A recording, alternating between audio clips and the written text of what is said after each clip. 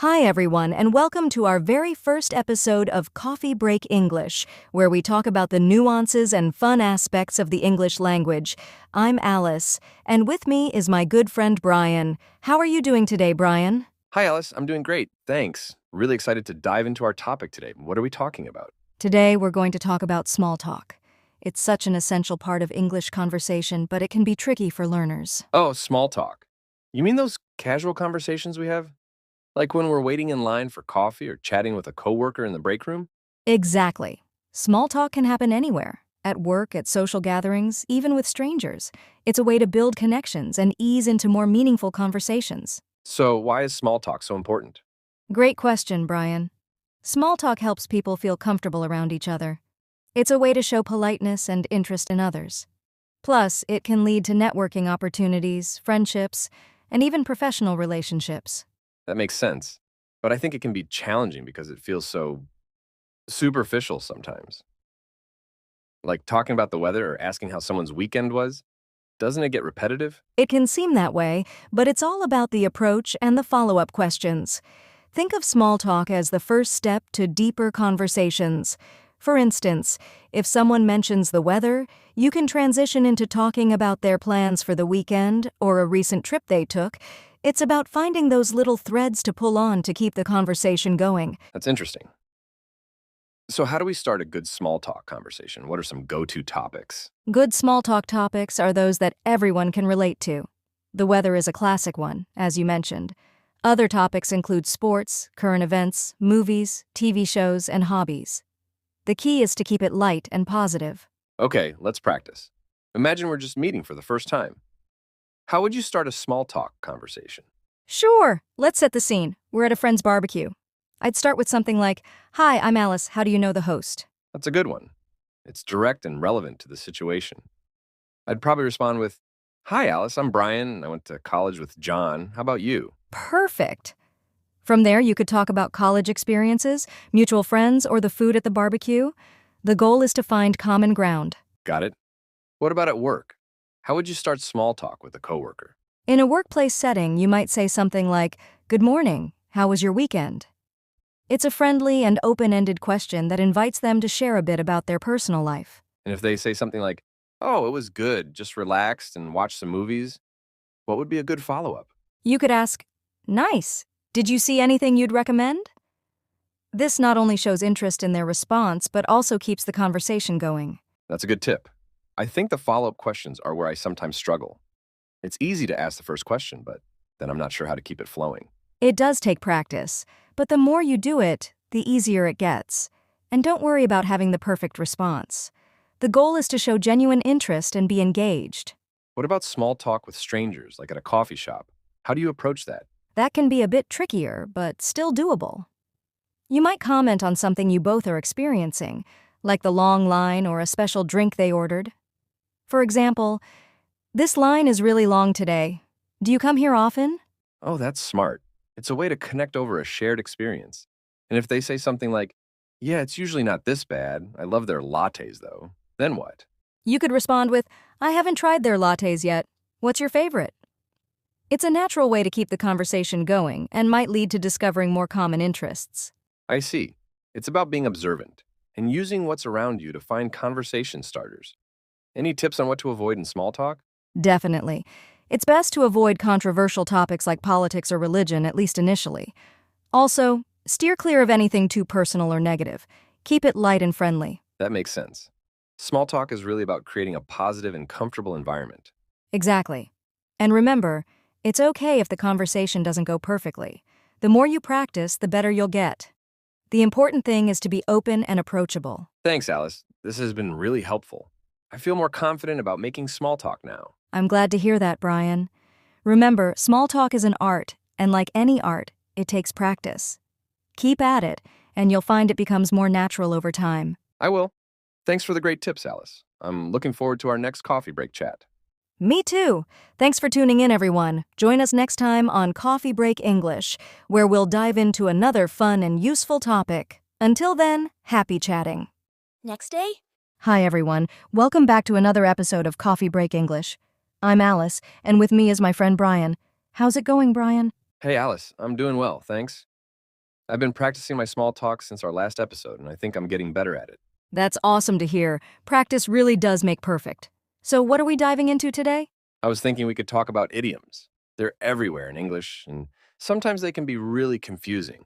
Great idea. Idioms are such a fun topic because they add color and character to the language. They can be tricky, but once you learn them, they really enhance your communication. Definitely.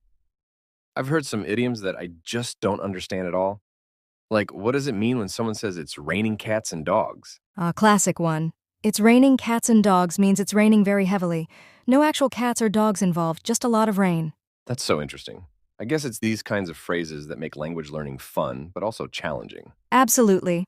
Idioms often come from cultural references or historical events, which is why they can be hard to figure out if you're not familiar with the context. But once you learn the meaning, they're a great way to sound more like a native speaker. Do you have any tips for learning idioms? Yes. One of the best ways is to learn them in context. Instead of just memorizing a list of idioms, try to read or listen to them in stories, news articles, or conversations. This helps you understand how they're used naturally. That makes sense. Can we go over a few common idioms and their meanings? Sure. Let's start with some that you might hear often. How about break the ice? Oh, I've heard that one. Does it mean to start a conversation in a social setting? Exactly.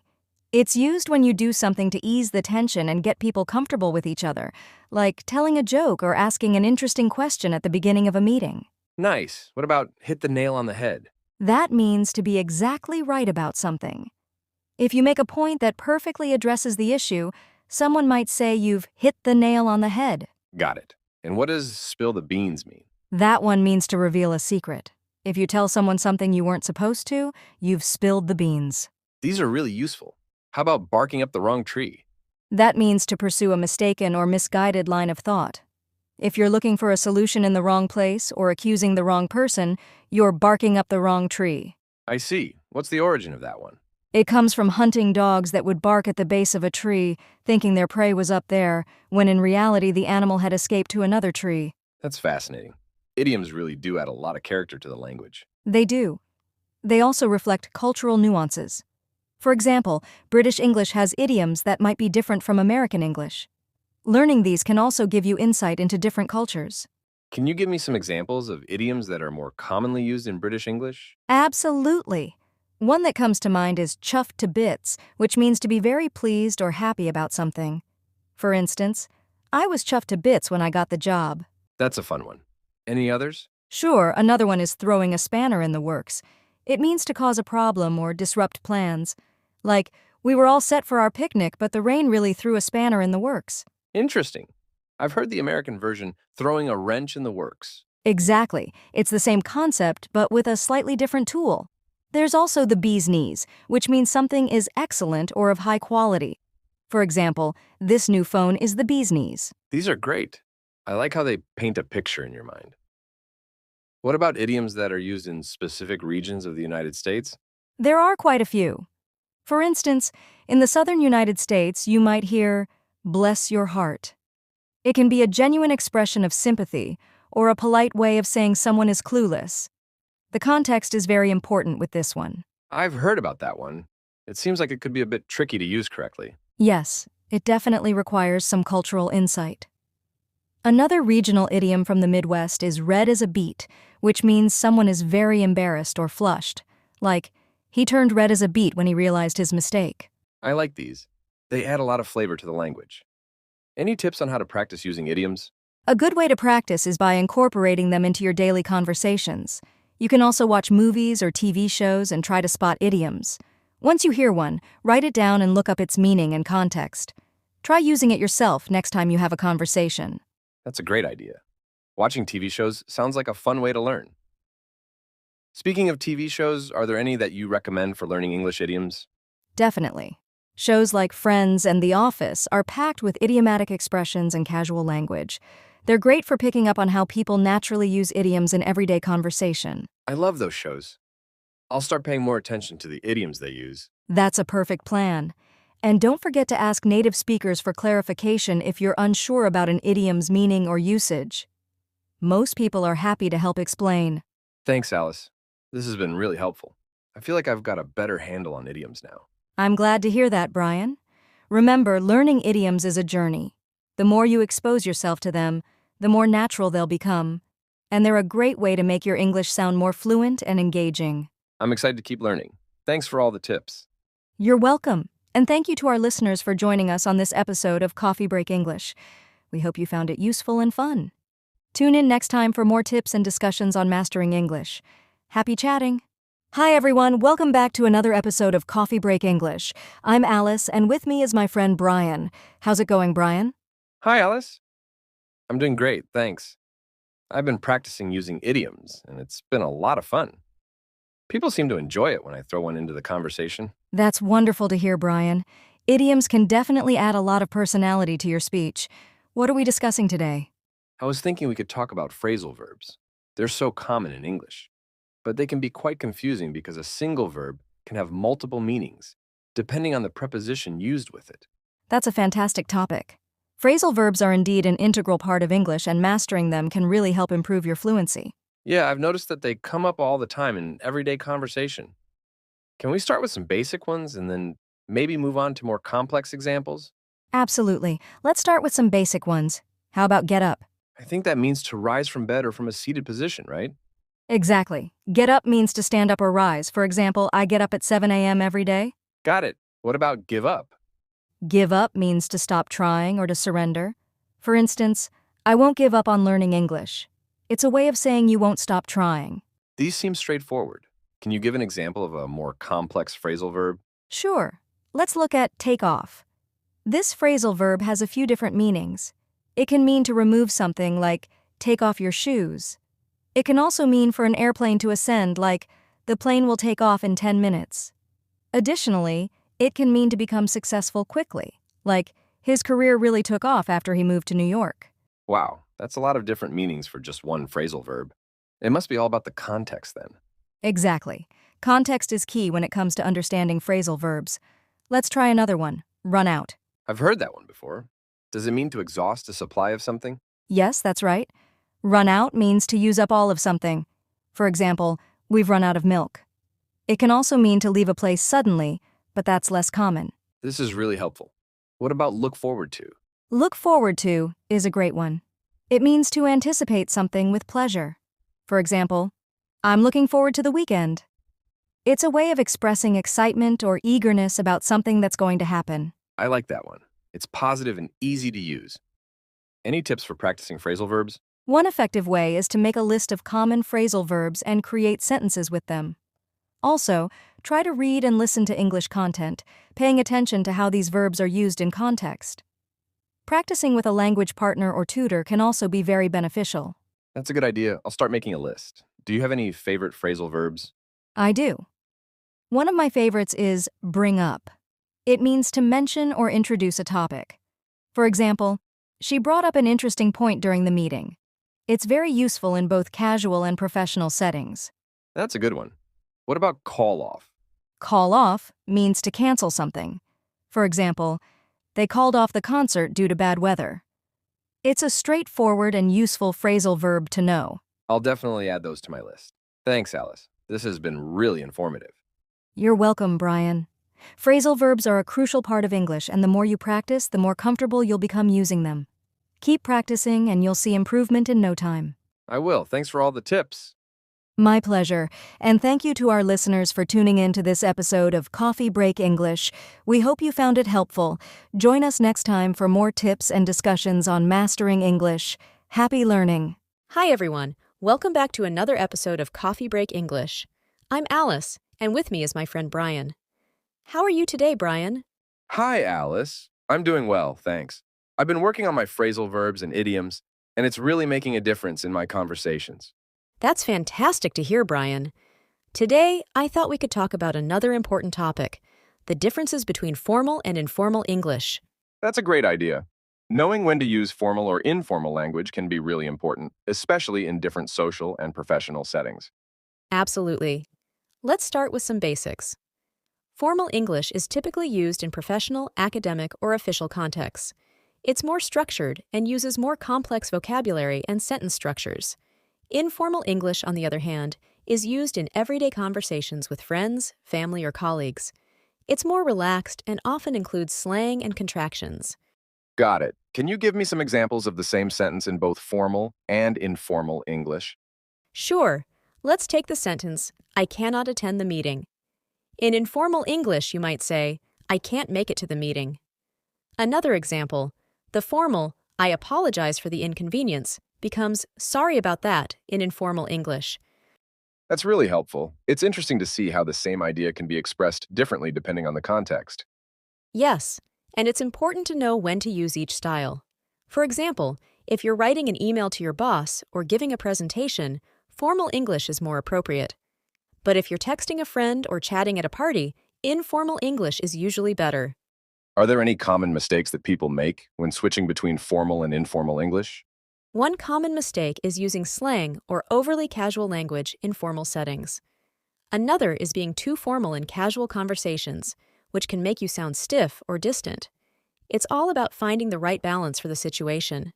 That makes sense. How can I practice switching between formal and informal English? A good way to practice is by writing the same message in both styles. For example, write an email to a friend and then rewrite it as if you were sending it to a professor or a potential employer. Also, pay attention to the language used in different settings. Notice how people speak differently at work compared to at a social gathering. That's a great exercise. I'll try that out. What are some key phrases or words that are typically formal or informal? Here are a few examples. Formal. Could you please provide? Informal. Can you give me? Formal. I would like to. Informal. I want to. Formal. I regret to inform you. Informal. I'm sorry to say. Brian, those are really useful. It seems like contractions and simpler words are often the difference. Exactly. Contractions like can't instead of cannot and simpler words like ask instead of inquire are typical of informal English. Another tip is to use shorter, more direct sentences in informal settings, while formal English often uses more complex and compound sentences. Thanks, Alice. This really helps clarify things. I feel more confident about when to use formal and informal English now. I'm glad to hear that, Brian. It's a skill that comes with practice, so keep at it. And don't be afraid to ask for feedback from native speakers. They can often give you great insights into what sounds natural in different contexts. I will. Thanks for all the advice. You're welcome, and thank you to our listeners for joining us on this episode of Coffee Break English. We hope you found it useful. Tune in next time for more tips and discussions on mastering English. Happy learning! Hi, everyone. Welcome back to another episode of Coffee Break English. I'm Alice, and with me is my friend Brian. How are you today, Brian? Hi, Alice. I'm doing great, thanks.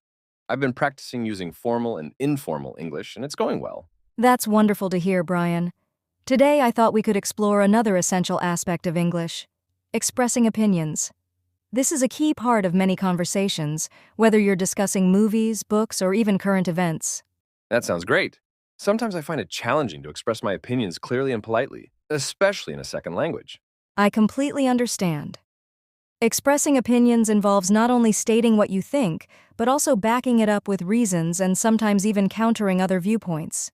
It can be tricky, but with some practice, you'll get the hang of it. So, where do we start? Let's start with some basic phrases for expressing opinions. You can use phrases like, I think, I believe, in my opinion, or, personally, I feel.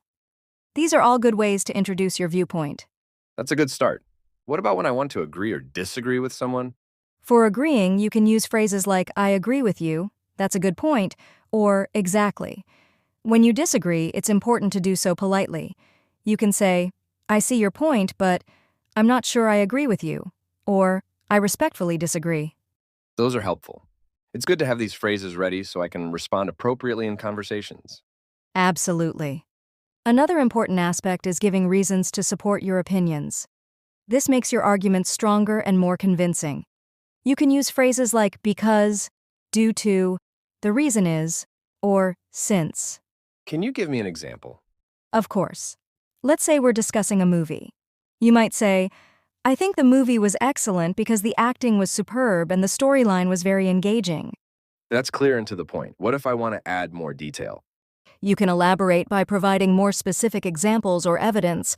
For instance, I think the movie was excellent because the acting was superb, especially the performance of the lead actor, who brought a lot of depth to the character. Additionally, the storyline was very engaging, with unexpected twists that kept me on the edge of my seat. That sounds much more convincing. How about when discussing something more subjective, like personal preferences? In those cases, it's helpful to use phrases that acknowledge subjectivity, such as, in my experience, from my perspective, or personally. This makes it clear that you're sharing your personal view, which can vary from person to person. That's a good point. What about handling disagreements in a discussion? Handling disagreements politely is crucial. It's important to listen actively and show that you understand the other person's viewpoint, even if you don't agree. You can say things like, I understand what you're saying, but you have a good point, however. Or, I see where you're coming from, but I have a different perspective. These phrases are really helpful. They make disagreements feel less confrontational. Exactly. The goal is to keep the conversation respectful and constructive. It's okay to have different opinions, and discussing them can lead to a better understanding of the topic.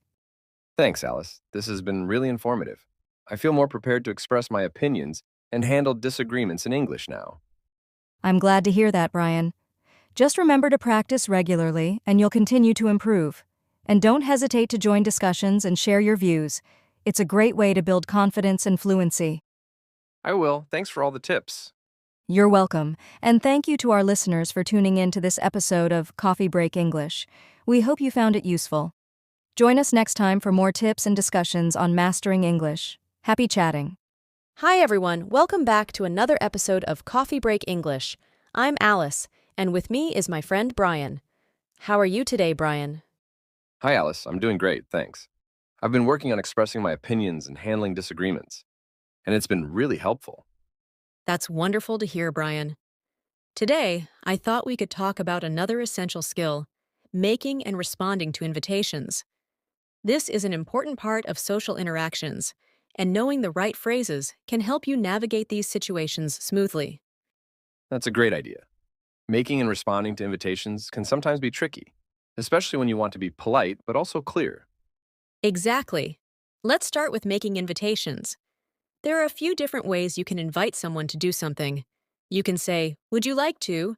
How about, do you want to? Or, why don't we? Those sound straightforward. Can you give me an example? Sure. If you want to invite a friend to a movie, you might say, would you like to go to the movies this weekend? Or, how about we catch a movie this weekend? Those are good examples. What about when I want to be a bit more formal, like inviting a colleague to a work-related event? In a more formal context, you can use phrases like, I would like to invite you to, you are cordially invited to, or, it would be a pleasure to have you join us for. For example, I would like to invite you to our team meeting next Friday. That sounds more professional. How about responding to invitations? What's a polite way to accept or decline? When accepting an invitation, you can say, I'd love to. That sounds great. Or, I'd be happy to. For example, I'd love to go to the movies this weekend. And if I need to decline? When declining, it's important to be polite and provide a reason if possible. You can say, I'm sorry, but unfortunately, I can't. Or, I wish I could, but. For example, I'm sorry, but I have other plans this weekend. Those are good tips. What if I want to suggest an alternative plan instead of just declining? That's a great idea. You can suggest an alternative by saying, I can't make it this weekend, but how about next week? Or, I'm busy on Friday, but I'd love to catch up on Saturday instead. That way you're still showing interest even if you can't accept the initial invitation. Exactly. It keeps the conversation open and shows that you're interested in spending time with the person. Another useful phrase is, let's reschedule for, if you need to change the plans. Thanks, Alice. This is really practical advice. I feel more confident about making and responding to invitations now. I'm glad to hear that, Brian. Just remember to be polite and considerate, and you'll do great. And for our listeners, practicing these phrases in real-life situations can help make them second nature. Thanks for all the tips, Alice. You're welcome! And thank you to our listeners for tuning in to this episode of Coffee Break English. We hope you found it helpful. Join us next time for more tips and discussions on mastering English. Happy socializing! Hi everyone, welcome back to another episode of Coffee Break English. I'm Alice, and with me is my friend Brian. How are you today, Brian? Hi, Alice. I'm doing well, thanks. I've been practicing making and responding to invitations, and it's been really useful. That's great to hear, Brian. Today I thought we could talk about small talk. It's a crucial part of social interactions, especially when meeting new people or in casual settings. That's a good idea. Small talk can sometimes be awkward, especially when you're not sure what to say. Exactly. But with some practice and a few useful phrases, you can become more comfortable with it.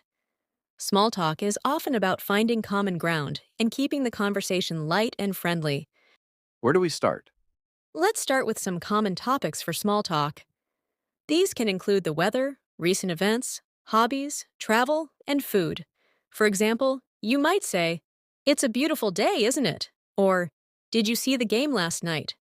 Those are good starting points. What if the conversation starts to die down? How can I keep it going? Good question. One way to keep the conversation going is by asking open-ended questions. These are questions that require more than a yes or no answer. For example, instead of asking, "Did you have a good weekend?" you could ask, "What did you do over the weekend?" That makes sense. It encourages the other person to share more. Exactly. Another tip is to listen actively and show interest in what the other person is saying. You can do this by nodding, making eye contact, and asking follow-up questions. For example, if someone says they went hiking, you could ask, "Where did you go hiking?" Or, "Do you go hiking often?" That sounds like a good way to show that you're engaged in the conversation. What about sharing information about myself? How much should I share? It's all about balance. Share enough to keep the conversation going, but be mindful not to dominate the conversation. You can share a little about your own experiences, hobbies, or opinions, and then turn the focus back to the other person by asking another question. That's a good tip. Are there any topics I should avoid in small talk? Yes, it's usually best to avoid controversial topics like politics or religion, as these can lead to heated discussions. Also, steer clear of overly personal or sensitive topics, especially if you're not very familiar with the other person. Stick to neutral, light-hearted subjects. That's good to know. Any final tips for making small talk more natural? Just relax and be yourself. Small talk is meant to be a casual, friendly way to connect with others. Don't worry too much about saying the perfect thing. The more you practice, the more natural it will feel. And remember, everyone feels a bit awkward sometimes, so you're not alone. Thanks, Alice. This has been really helpful. I feel more prepared for my next small talk conversation. I'm glad to hear that, Brian. Just keep practicing, and you'll get more comfortable with it over time. And to our listeners, thank you for tuning in to this episode of Coffee Break English. We hope you found it useful. Join us next time for more tips and discussions on mastering English. Happy chatting. Hi, everyone. Welcome back to another episode of Coffee Break English. I'm Alice, and with me is my friend Brian. How are you today, Brian? Hi, Alice. I'm doing well, thanks. I've been practicing my small talk skills, and it's been going pretty well. That's great to hear, Brian. Today, I thought we could talk about another important topic, handling difficult conversations. Whether it's giving feedback, discussing a sensitive issue, or resolving a conflict, these conversations can be challenging. That sounds really useful. Difficult conversations can be so stressful, especially when you're worried about saying the wrong thing. Exactly. But with the right strategies, you can navigate these conversations more effectively and with less stress. Let's start with giving feedback. Sure, what's a good way to approach giving feedback? When giving feedback, it's important to be clear, specific, and constructive. Use I statements to express your own perspective without sounding accusatory. For example, instead of saying, "You never listen to me," you could say, "I feel unheard when you interrupt me." That's a good point. It sounds less confrontational. Exactly. It's also helpful to focus on behaviors rather than personal traits. For instance, say, "I noticed you missed the deadline on the project," instead of, "You're unreliable." That makes sense. What about when I need to discuss a sensitive issue? When discussing sensitive issues, it's important to choose the right time and place. Make sure you have enough time and privacy to talk without interruptions. Start by expressing your concern and then ask for the other person's perspective. For example, I've been feeling a bit overwhelmed with our workload. How do you feel about it? That sounds like a good approach. It shows that you're open to hearing their side too. Exactly. It's important to listen actively and show empathy. Acknowledge the other person's feelings and try to understand their point of view. This can help build trust and make the conversation more productive. What if the conversation turns into a conflict? If the conversation turns into a conflict, try to stay calm and composed. Avoid raising your voice or using aggressive language. Focus on finding a solution rather than assigning blame. You can say something like, "Let's find a way to resolve this together." That's good advice. It's easy to get defensive in a conflict, but staying calm can make a big difference. Absolutely. It's also helpful to take a break if things get too heated. You can suggest revisiting the conversation later when both of you have had time to cool down. Thanks, Alice. These tips are really practical. I feel more equipped to handle difficult conversations now. Hi everyone, welcome back to another episode of Coffee Break English. I'm Alice, and with me is my friend Brian. How are you today, Brian? Hi, Alice. I'm doing well, thanks. I've been thinking about our last conversation on handling difficult discussions, and it's already made a big difference in my interactions. That's great to hear, Brian. Today, I thought we could talk about improving listening skills. Good listening is essential for effective communication, and it's something we can always improve. That's a great topic. Sometimes I find it hard to stay focused during conversations, especially when there are distractions. That's a common challenge. Let's start with some basic principles of active listening. First, give the speaker your full attention. This means making eye contact, nodding occasionally, and avoiding distractions like checking your phone. That makes sense. It's about showing that you're fully present in the conversation. Exactly. Another key aspect is to listen without interrupting. Let the speaker finish their thoughts before you respond. This shows respect and helps you fully understand their message. I've noticed that interrupting can sometimes happen without realizing it. Any tips on how to avoid it? One way to avoid interrupting is by practicing patience. If you find yourself wanting to jump in, take a deep breath and remind yourself to wait until the speaker has finished. You can also use nonverbal cues, like nodding, to show that you're engaged without interrupting. That's a good strategy. What about asking questions? How can I do that effectively? Asking questions is a great way to show that you're listening and to clarify anything you don't understand. Use open-ended questions to encourage the speaker to elaborate. For example, instead of asking, "Did you have a good day?" you could ask, "What was the best part of your day?" That encourages more detailed responses. Any tips for responding to what the speaker says? When responding, try to paraphrase what the speaker has said to show that you understand. For example, "So what you're saying is," or "If I understand correctly, you mean." This not only shows that you're listening, but also helps clarify any misunderstandings. That's a good idea. It ensures that both parties are on the same page. Exactly. Another tip is to show empathy. Acknowledge the speaker's feelings and experiences. You can say things like, "That sounds really challenging," or "I can understand why you feel that way." Empathy can really make a difference in how connected the conversation feels. Absolutely. It helps build trust and rapport. Finally, remember to give feedback. Let the speaker know that you appreciate their sharing and that you value the conversation. Simple phrases like, "Thanks for sharing that with me," can go a long way. These tips are really practical, and I'll definitely try to incorporate them into my conversations. I'm glad to hear that, Brian. Good listening is a skill that can always be improved with practice. And to our listeners, thank you for tuning in to this episode of Coffee Break English. We hope you found it helpful. Join us next time for more tips and discussions on mastering English. Happy listening! Hi, everyone. Welcome back to another episode of Coffee Break English. I'm Alice, and with me is my friend Brian. How are you today, Brian? Hi, Alice. I'm doing well, thanks. I've been focusing on improving my listening skills, and it's made a noticeable difference in my conversations. That's great to hear, Brian. Today, I thought we could talk about another important aspect of communication: storytelling. Being able to tell a good story is a valuable skill, whether you're giving a presentation, writing an email, or just chatting with friends. That sounds interesting. Storytelling is such a powerful way to connect with people. Absolutely. A good story can capture attention, convey a message, and make your communication more memorable. Let's start with the basics. Every good story has a clear structure, a beginning, a middle, and an end. Right. What should I include in each part? In the beginning, set the scene and introduce the main characters. Provide enough context so your listeners understand what's happening. For example, last weekend, I went on a hike with my friends in the mountains. That sets the stage. What about the middle? The middle is where the main events of the story take place. This is where you build tension or excitement. Include details that make the story interesting and engaging. For example, as we were climbing, we encountered a steep, rocky section that seemed almost impossible to pass. That definitely adds some excitement. And the end? In the end, you resolve the story and provide a conclusion. This could be what you learned from the experience or how the situation was resolved.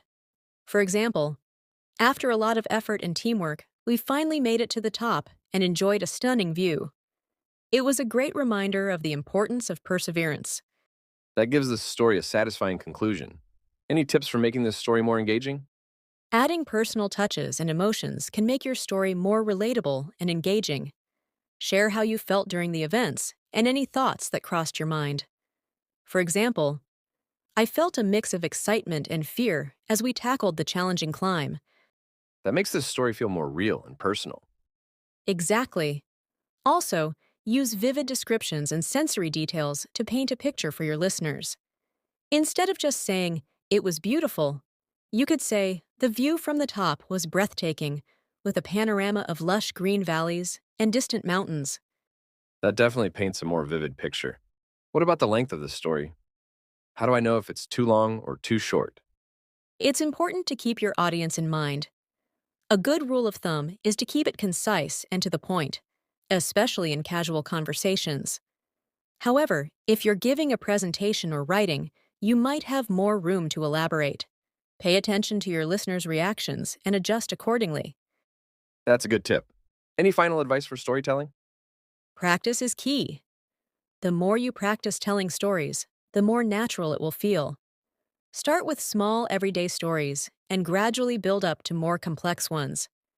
And remember, everyone has their own unique style, so find what works best for you. Thanks, Alice. This has been really helpful. I'm looking forward to practicing my storytelling skills. I'm glad to hear that, Brian. And to our listeners, thank you for tuning in to this episode of Coffee Break English. We hope you found it helpful. Join us next time for more tips and discussions on mastering English. Happy storytelling!